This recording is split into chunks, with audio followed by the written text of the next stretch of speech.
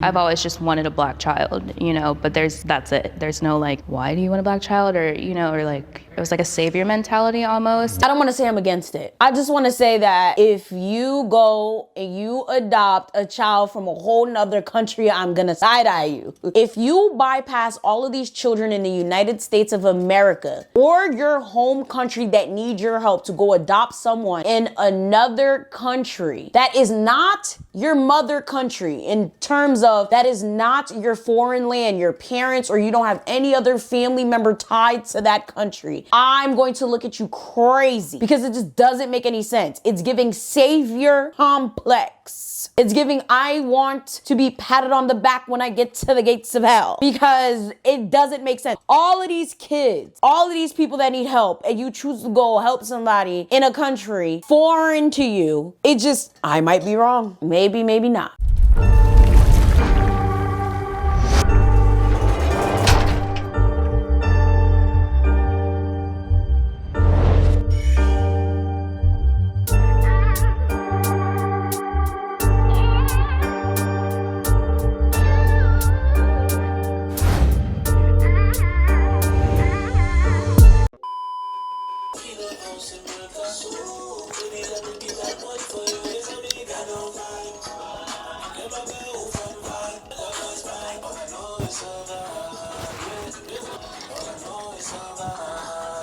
What up, everybody? I am the Mademoiselle, and this is my channel, and today we got another reaction for you. And as y'all can see, my merch finally came in the mail. I'm still waiting for quite a few more pieces. Comment down below if you got your merch. I'd love to know if we're twinsies, if we're matching. I'd love to know what you got or whatever. So comment down below. Did you get the tumbler? Did you get your wine tumbler? Did you get a blanket? I could not wait to get the blanket because y'all, tell me this blanket is not the cutest. Tell me. Look at look at Sage. Come on, bro.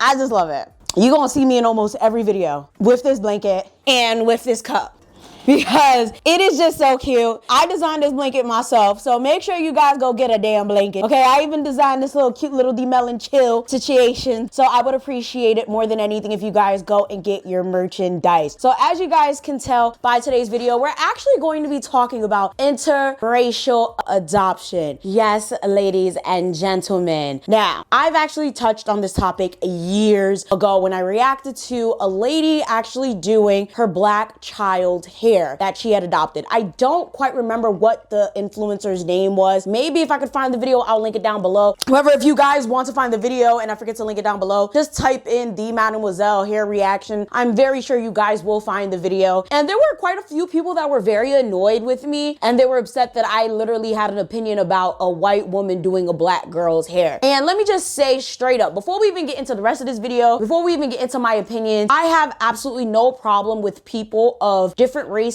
adopting people of other races, okay? I don't think that just because you're black, you have to adopt black kids. Just because you're white, you have to adopt white kids. I do think, though, it is a bit weird that as a black person, you don't automatically think to adopt black kids. As a white person, you don't automatically think to adopt white kids. Or as someone in America, you don't think to help people in your indigenous land of America, as like in terms of where you live at. Or if you happen to be American of Haitian descent or Puerto Rican descent or Hawaiian descent or whatever the case may be, like you don't just help people of the land that your motherland is, like where your family is, your foreign heritage, or just something that is akin to you. I'm not gonna lie, I do find it a little strange. Like, why are you like a white American and you find it necessary to go adopt children from India when there's plenty of kids at your doorstep that need your help? I find that ridiculous. Like, I would not go out of my way to go adopt a little kid from China when I know there's plenty of kids right here in America, in Newark, New Jersey, Elizabeth, New Jersey, shit, in Haiti that would love to be adopted. It just doesn't really make sense to me. Haiti is close to me, Elizabeth is close to me, Newark is close to me. Those are things and those are places and locations and children that would be near and dear to my heart. So I'm not saying that it's less important to take care of kids that are from India or kids that are from China or kids that are from Saudi Arabia or whatever case may be. I'm just saying it comes off like a little bit savior complexy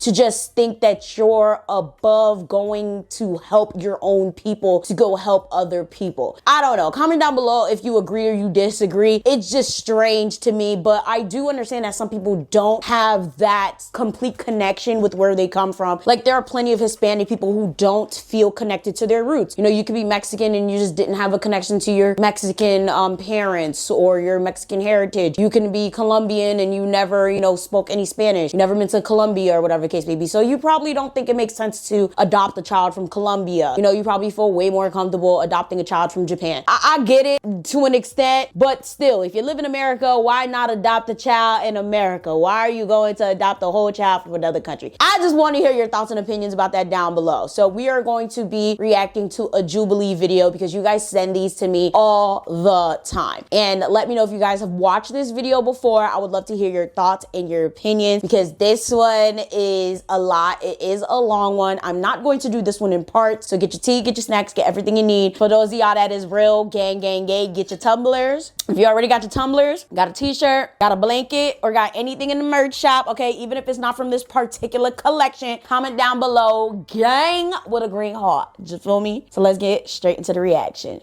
Now, I'm going to be giving my opinions throughout this video, so feel free to comment throughout this video because, again, I'd love to hear your thoughts and opinions. There is going to be a lot of pausing, however, I will leave the video down below. I have used microaggressions against my own race. I hated being Asian growing up. I just remember making the crudest, most horrible jokes because in some way I felt like this was expected of me to make everyone feel comfortable about my adoption. See, this is what I don't necessarily like about other people. Damn, this is gonna sound bad. And honestly, I don't really care because you guys subscribe to me to hear the God honest truth. And I'm gonna say it unfiltered. This is why I'm not a fan of people adopting people of other races unless they're going to take the time to educate, love, honor, and cherish the culture in which they adopted that child from, because shit like this happens. Why in the hell would this child feel ashamed or feel the need to try to make other people feel comfortable with their own adoption to the point where they're sitting here making fun or even making any type of negative comments about where they come from? Like, that's an issue. And that's the main reason why I don't like it, because I've known people who are black and adopted by white people or white adopted by black people, and the self-hate was real. Okay, and for whatever reason, a lot of y'all think that just because someone's white, they can't have self-hate. Oh my God, they can. Okay, there's a lot of white people I know, especially nowadays because everybody want to be so damn woke all of a sudden. There's a lot of white people I know that be like, oh my God, I hate my race. And a lot of those people be the ones that be Oreos, y'all call them. A lot of those white people be the ones that be like raised in the hood or just raised around a lot of black people. They just be hating where they come from. And honestly, I understand a lot of white people have done a lot of fuck shit, but like, I just don't think it's okay for anyone to hate where they come from. And again, I do not think that the answer here is to be like, oh, well, white people shouldn't be adopting black kids and vice versa, or, you know, people shouldn't be adopting people outside their race. Because I feel like all children deserve a family, all children deserve love, but I feel like a lot of these people be out here doing it for the wrong reasons. Like, a lot of these people, especially like in the case, a lot of the influencers that we've seen over the years, they just be adopting these kids for content and then giving them back.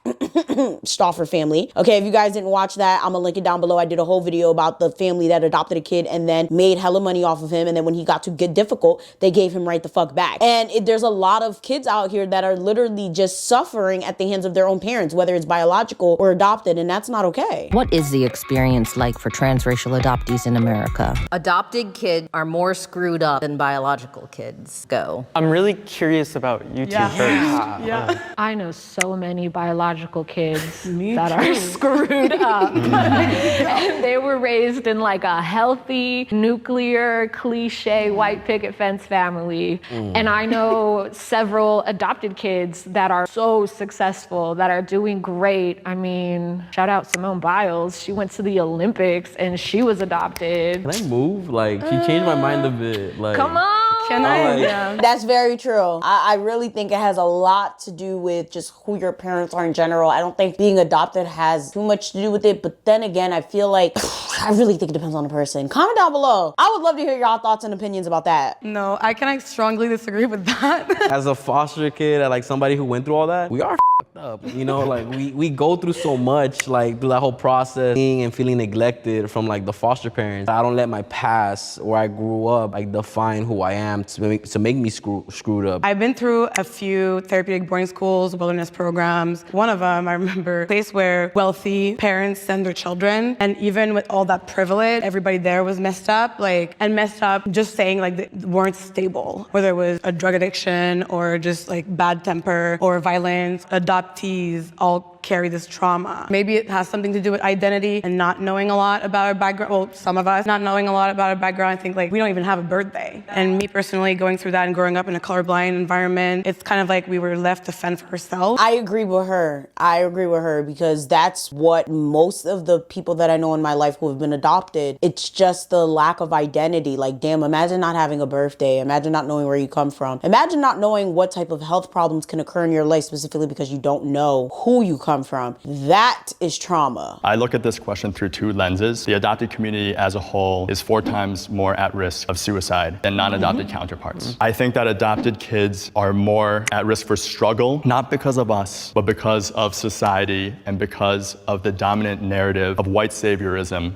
that is all surrounding adoption. First of all, let me read this. White saviorism refers to those who work from the assumption that they know best for BIPOC folks' need. What did I say? When I talk about that, people be getting so upset. Oh, well, you know, y'all get so upset when these black kids don't get adopted. When somebody takes them in, y'all still upset. And it has nothing to do with that. It's the fact that a lot of y'all white people be thinking, oh, well, we took them in and we know what, you know, they need and we know what's best for them. You know, we gonna take these jigaboos and make them non-jigaboos. It's the same thing y'all did with these Native Americans. Y'all took these Native Americans, you stripped them of their culture, you put them on reservations, you took their land, you took their money. That's a whole nother conversation for another time. I'm more mad about that than a lot of other things because the Native Americans could literally fuck around, uprise, and kill us all if they wanted to. But God bless the Native Americans, okay? Especially the ones in Canada, all right? And it makes me mad because a lot of people be like, I want to move to Canada. I love Canada. Canada is so unproblematic. Look up what Canada has done to fucking Native American people. And I guarantee you, your mind will change. Those people are fucking disgusting. Look up what they've done to Native American children, okay? It's just like, come the fuck on. Be fucking for real. Let me keep reading. They believe it's their responsibility to support and uplift communities of color in their own country or somewhere else because people of color lack the resources, willpower, and intelligence to do it themselves. I fucking hate it. I can't stand it. And it's like, y'all need to be educating people in your own communities, not trying to come into everybody else's communities to save people. It's so fucking frustrating. And that's what I don't like about the whole idea of them going into other people's communities to adopt. Like, it rubs me the wrong way. The narrative for those that don't know is this notion of adoptees should feel lucky. Adoptees must be grateful. And gratitude is related to this idea of repayment. The effect of that is that we as adoptees, as a whole community, feel like we're less worth than our non-adopted counterparts. It makes us feel like you should repay your life that you were given. You should repay the fortunes that were given to you. And for little kids, how can we repay something that's immeasurable? And it's not fair for us as little kids to have that weight, that burden on us while growing up. And because we have that weight, because we have that burden, that's what, so to speak, messes us up. Chose to be on this side because I felt if I was on that side, it'd be denying my experience as an adoptee,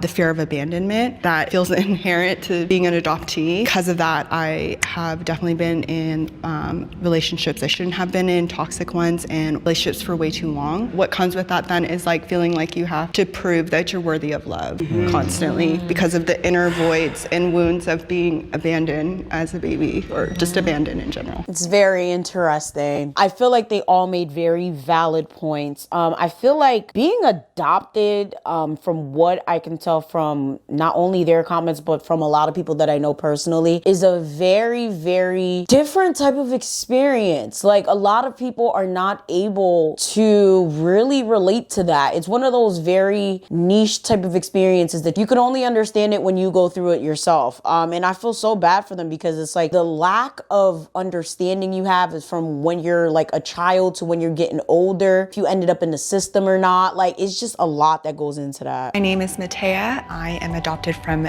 China in the 90s during the one-child policy. So one thing I'm super grateful about with my parents is they really valued making sure that my brother and I experienced our heritage. Every summer, we would go to this camp that specifically focused on our Chinese heritage and taught us different aspects of it. So like language, calligraphy, dance, martial art. And so that was a really special and I think important experience to have as a transracial adoptee. That is beautiful. See, that's what I'm talking about. I feel like there is not enough parents of adoptees that do that. I feel like there's so many of them that just adopt these kids and just force these kids to adapt to their households, their traditions, their culture. Like they don't try to include these children into exactly where they came from. Like you cannot go and adopt a child from India and not let the child know that they're Indian and literally, you know, let them celebrate their culture. I just feel like that's really fucked up. So I love the fact that her parents did that. Let's hear what this next one has to say. My name is Eli. I'm 23 years old and I was adopted from South Korea at 9 months old. I have 4 adopted siblings also from Korea and I grew up in Denver, Colorado, so not a lot of diversity there. And I'm actually about to go look for my birth parents this fall. Transracial adoption should not be allowed. Go. I mean, I think it makes sense. Yeah. We're all transracial adoptees. That would be saying that you would be against your own adoption. And I think I just want to add also, it's different from being colorblind. That's not why I'm here, just to clarify. Okay, theoretically, let's say we were on agree for one reason. Do you guys have any gripes against transracial adoption?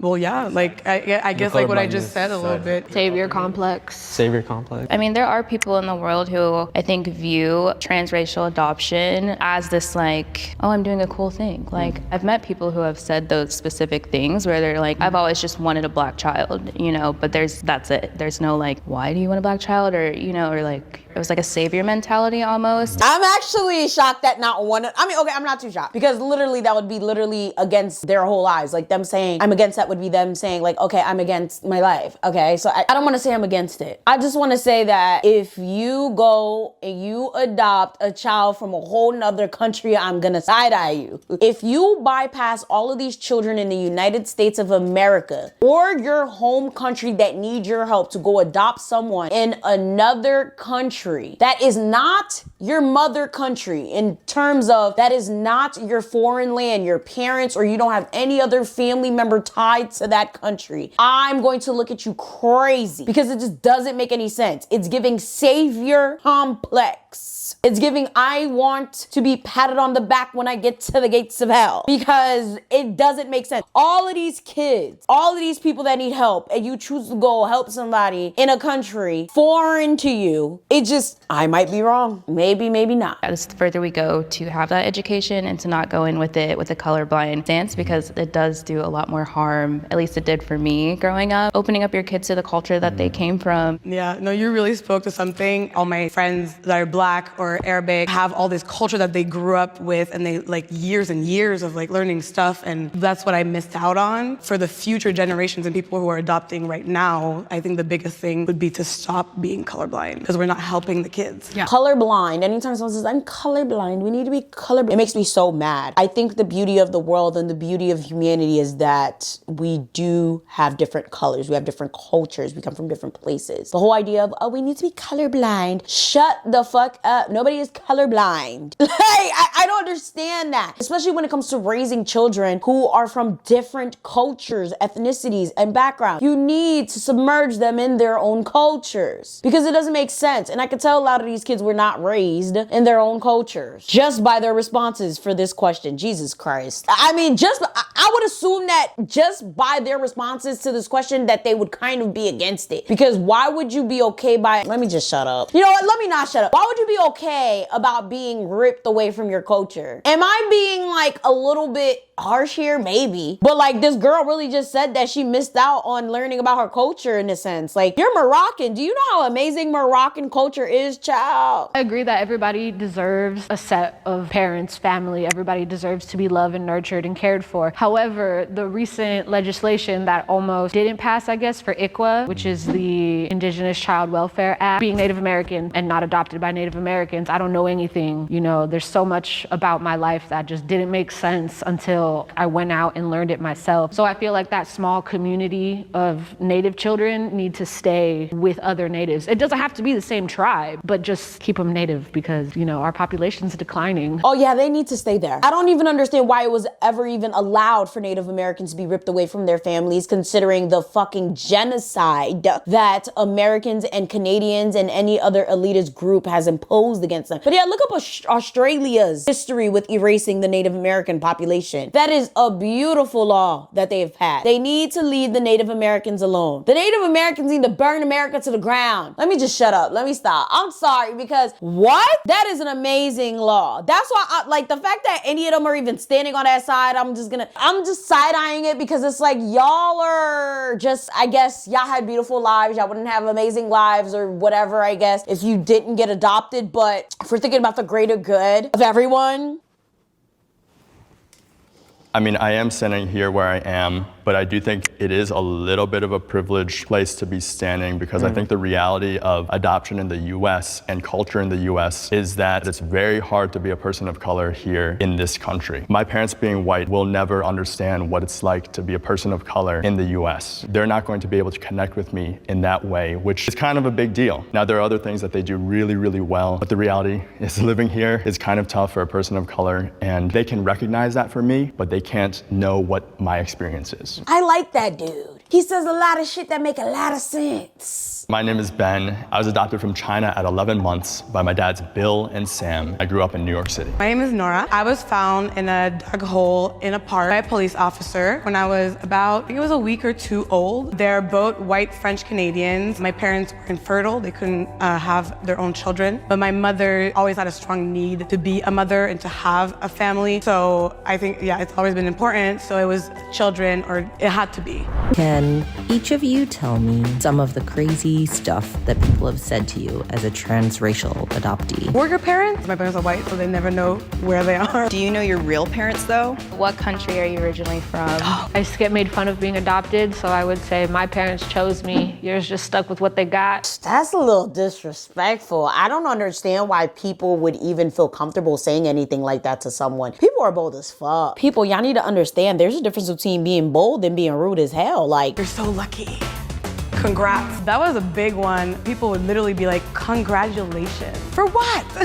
For me, it actually comes from other Asians. So the microaggressions, it's like, yeah, Eli's white, or hey, if we go to a potluck, you can bring him a meatloaf, right? Yang, that's fucked up. I mean, did you bring a meatloaf? I'm just curious. How's it going? My name is Prodigy. I'm actually 21 years old. I went through the adoption process a lot later than other people. Like, I went through the foster care system. Basically, how it all started for me was having a little bit of problems at the start with my own family, and it led to me being taken away from, from my own mother. So I'm Nicaraguense and I'm Honduran, and my adoptive parents, they're actually Salvadorian. And even though we are from the same branch in Central America, at the end of the day is that everybody has their different cultures. Like with Nicaragua and Honduras, like they were at war at some point, same with Nicaragua and El Salvador. So at first it was a little bit of trouble, but at the end of the day, like they're still my family. I can still go to their house and eat on the same table with them. Like I said, I'm a proud Hispanic. I have used microaggressions against my own race. I think when I was younger, there's definitely some jokes that I made, which I deeply regret, but trust me, I'm picking up the slack now. But I think it's also the fact that I was growing up countryside in like predominantly white place, people using the N-word. And I think when I started learning more about Black culture, that's when I was like, okay, that's really not okay, and this is why.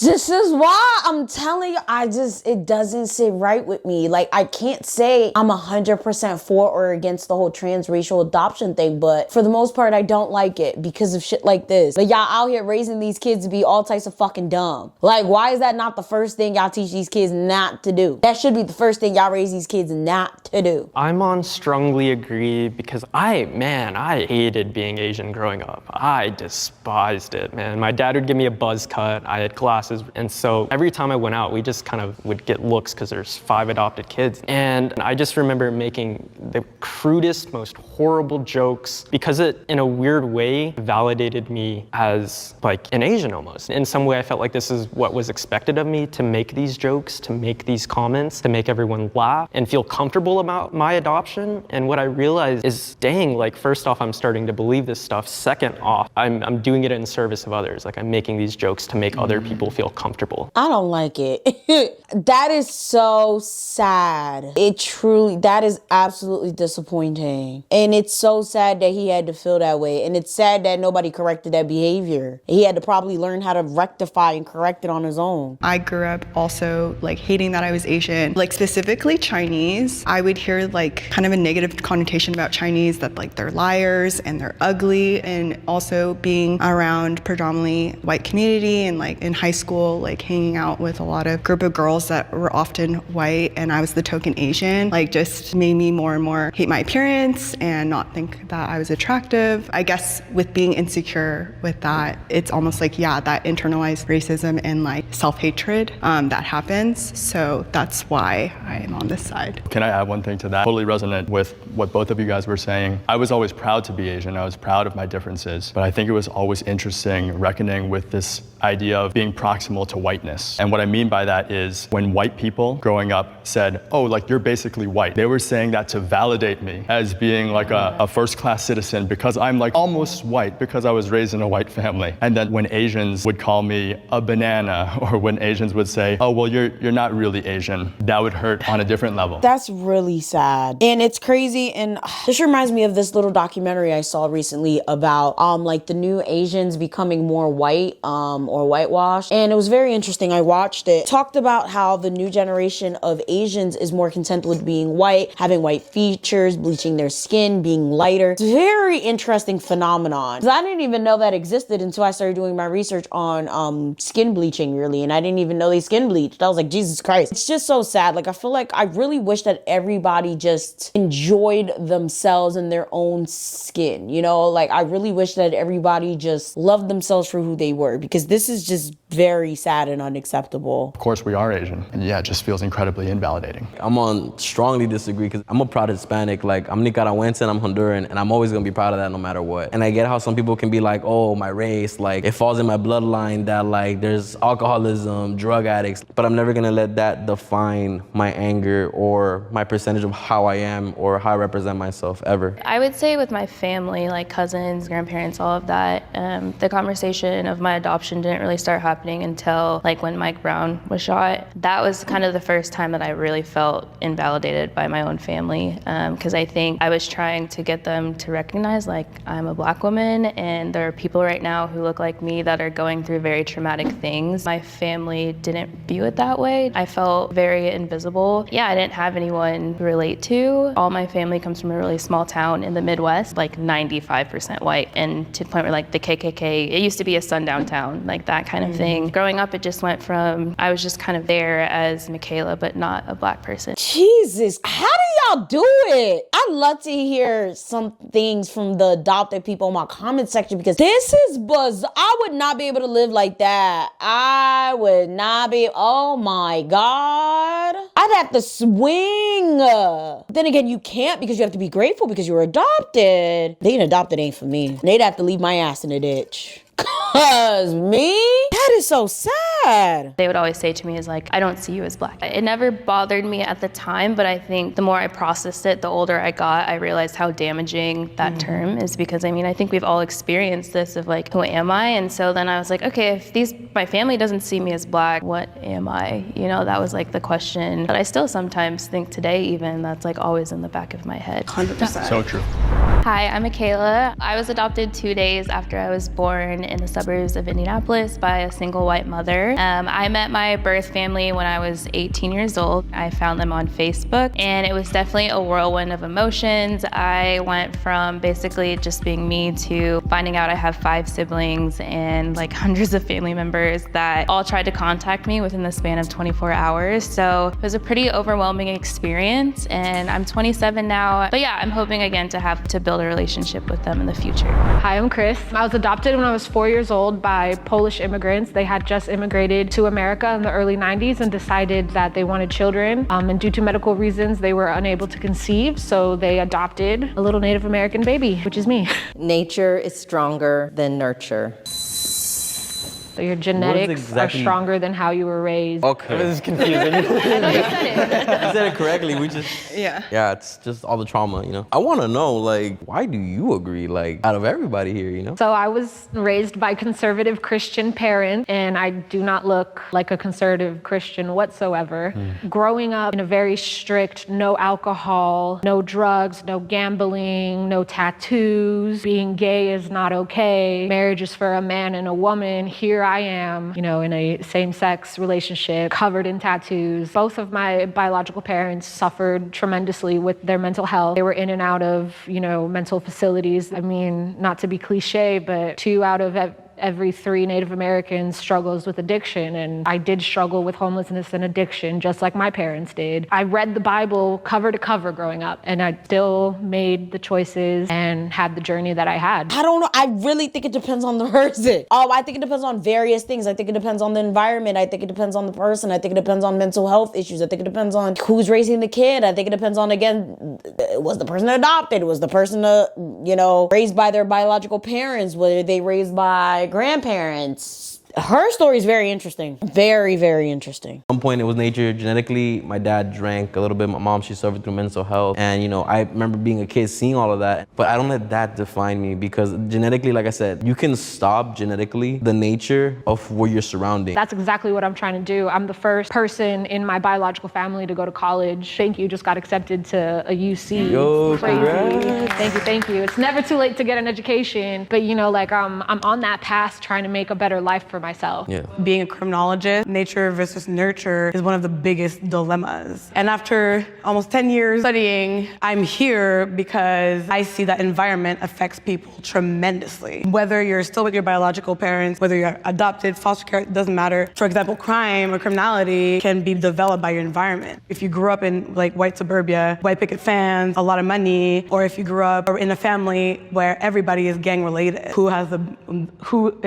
has more chance of developing criminality, right? And it's not necessarily who your parents are or your bloodline. So that's why I'm Who you here. surround yourself with. I went to a family reunion. That was kind of like my first big thing where I like met everyone. Over 100 people. I went by myself. I definitely felt out of place. I was like, these are the people who are my blood and I look like them, but I also felt like a stranger still. And I think that just goes into the identity piece that made it even harder for me because I was like, I finally met my birth family, but these people do not feel like family at all. But also my birth dad, there's things that I see in him, especially like when I'm angry, we act the same. Or like there's things from my birth mom that we just both like she grew up doing that I've noticed that I do as well. There are things that like I've seen from my family that I've noticed in me, but I also still feel like a stranger at the same time. This question stumps me because I feel like it might be a combination of both. I feel like everyone is a combination of nature and nurture. But just like the previous girl said, your environment does play a very huge role in who you become. But at the same time, I'm one of those people that hung out with everybody. I grew up in the hood, but look at me. 2 masters, 2 businesses, self-employed, chilling. At the same time, I ended up homeless. I made a lot of financial mistakes that I'm still suffering for now, just like my parents did. Doesn't matter how high I've climbed, I've still fell very hard, just like my parents did. Still ended up mentally ill, just like a lot of people in my family. So I'm like, I don't fucking know. Like, I feel like it really is a combination. I really feel like it's a really big combination. And like I've hung out with all different types of people, but didn't do necessarily what these people did. Well, it's a tough call. I'd love to hear y'all thoughts and opinions. What do you guys think? If you look at just same race adoption, people would be like, you're adopted, but you look so much like your parents. Yes. They get that all the time. It's because you have the same mannerisms. I have the same mannerisms as my mom, but people won't really seek those out or look for that or notice it because my mom is white and I'm black. I am very much like my dad and very logical, very emotional like my mother. Not gotten the chance to meet my birth family yet. I also grew up very, very Christian, very, very conservatively, and I think that did impact me quite a bit. So I think that it's a push and pull for certain things that are nature and versus certain things that are nurture. So I don't think there's an answer for it, but in terms of transracial adoption, I do want to think about the point of why the question was asked in the first place, which I don't quite understand where the question's coming from. Blood versus not blood. Oh, I mean, Good point. Why was this question asked? Because like, Well, my tangent is a really long tangent, so Go for it. I'm lost. So I totally agree that we have like different brain chemistries. Like I'm predisposed to maybe being a little bit more confident or maybe more happy or whatever it may be. There's neurodiversity. That being said, I don't like this question, and maybe this is what you're getting at. I don't like this question because I think it takes away the responsibility of community, of environment, of society, and of government. And what I mean by that is when we were born in some place and we had no choice to be born, and then when we were displaced and brought up in a completely new environment, there is responsibility for the people closest to us and for the community and the neighborhood to be supporting and championing that person and seeing them not as the ones that are lucky or are grateful, but seeing them as the people that are strong and are resilient and people that we should champion in the society. And that's the responsibility of the people that made a choice that we didn't make as adoptees. Yeah, so I contest this question by saying, who cares about nature versus nurture? Nurture is pretty darn important. I think it's more important than nature. I feel like you have to understand the nature in order to correctly nurture. Because if you don't nurture based on nature, you might not like educate them correctly. I'm very happy to be celebrating everyone's differences today. Hearing each of your stories and the impact that I know you guys are making in your personal lives, like it's very cool. And just know that I'm celebrating you today. to be honest, that was a very good episode. I feel like they could have asked way more different questions. I feel like they could have added a couple of different perspectives in terms of people who were adopted by Black people, like white kids that were adopted by Black people. I actually do have someone, distant relative, that was adopted, and they are white. They were adopted by a Black family member, obviously. And I mean, they seem to be doing well. I mean, I haven't seen them since I was like in middle school, but I mean, I would hope they're doing well. But there are on occasion Black people that do go and adopt white kids. But I feel like a lot of times that's more domestic. Like, I don't think Black people are going out to like fucking, I don't know, Europe and adopting white kids. It's usually more of like a homegrown American thing. But if that is your story, I'd love to hear your thoughts and opinions down below. I'd love to hear your opinions about this reaction and most importantly in general about adoption, because I feel like a lot of people don't talk about this, and I feel like in general it's going to be a bigger conversation in the future, especially regarding a lot of these influencers who just be out here getting kids and doing whatever the fuck they want and adopting children for clout, because y'all, it's a hot ass mess out here. With that being said, please make sure you check the description box down below for my Patreon and my other two channels. My Haitian channel deals with Haitian voodoo, politics, and folklore, and my personal channel has vlogs, story times, advice, and things like that. Please make sure you guys join the Patreon for exclusive uploads, a dedicated Discord, and much more. And please make sure you guys get your merchandise so we can be twinsies. I love you guys so very much. Thank you guys so much for supporting me. Like, share, subscribe, do all that, and I'm gonna see y'all next time. Bye!